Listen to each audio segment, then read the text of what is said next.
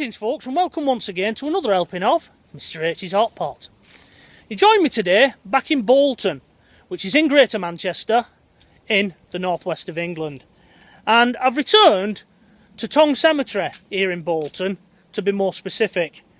Now, the other week I made a series of videos with my very good friend Mike, and we went around some of the locations here in Bolton that are very closely associated with the late great Steeplejack Fred Dibnah. They're still closely associated with him. If you'd like to see those videos, if you haven't already seen them, I'll leave links at the end of this particular video. Well, I've returned to Tonge Cemetery today to revisit Fred's grave and take another look at it, because when I made my original video and I uploaded it, one or two of you out there said I'd missed a little detail, a little bit of a curiosity that is located on the back of the headstone, low down near the plinth.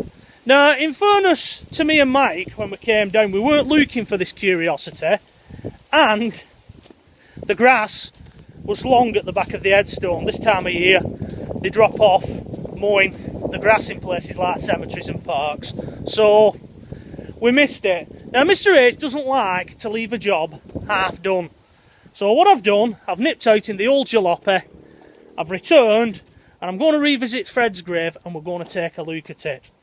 So, without further ado, I'll whip the camera around and we'll take a look at Fred's grave once again, and we'll see if we can find that little curiosity, shall we? Okay folks, well here we are, back at the grave of the late great Steeplejack Fred Dibnah. Now, nothing much has changed in the week since I was here with my good friend Mike, other than in the mouth of that spanner there was a £2 coin, and it now appears to be missing, so it would appear that somebody has helped themselves to that £2 coin. I'll put a photograph in now.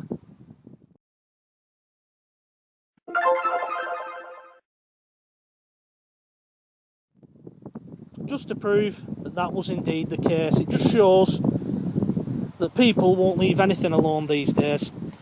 Now, it's not the front of the grave that we've come to take a look at on this trip, although I'll just point out again something that Mike, my good friend, pointed out to me, which is that if you take a closer look at the word remember there, and you take a look at the B, it does appear that the straight part of the B is a chimney stack, and there is smoke coming out of it, you know, with the way they've done the engraving there.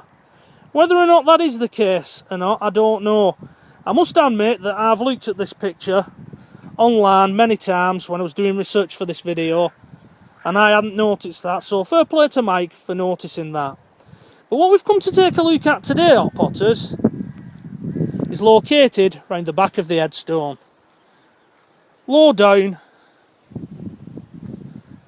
just above the plinth. I'll just get in closer because you can't really make it out. But there you go. That's what we're coming to take a look at today, that golden spanner. One or two of you out there mentioned that when I did my original video that we'd missed that. Well, as you can see, the grass is quite tall, and from up here, if you don't know it's there, you'd easily miss it. Now, there's two theories as to why that spanner's there. One of them that was put forward by one of my viewers, John Smith, he said it's because the spanner was the most favourite of Fred's tools. And indeed, there's a lot of spanners that have been left on the grave, as you can see.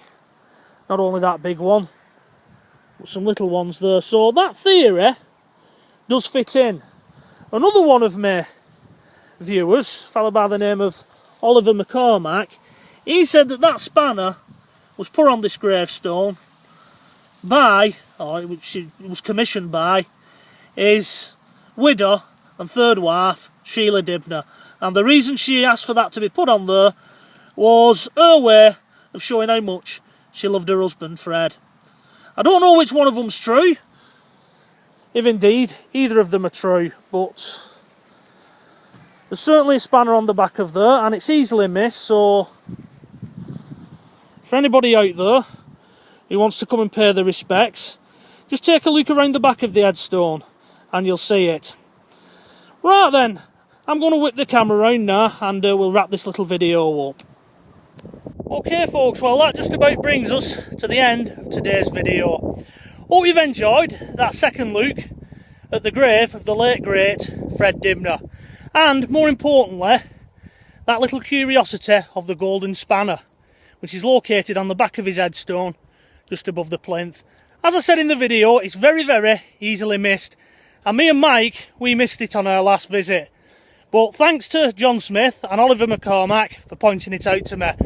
I don't like leaving a job half done, and that's why I've come back today to take another look at his grave and document it for you. Hopefully, if you decide to come and pay your respects to Fred Dibnah after watching this video, you'll know where it is and you won't miss it like we did. Right then, I'm going to get out of here now, so until the next time, from myself, Mr H as always, it is bye bye for now.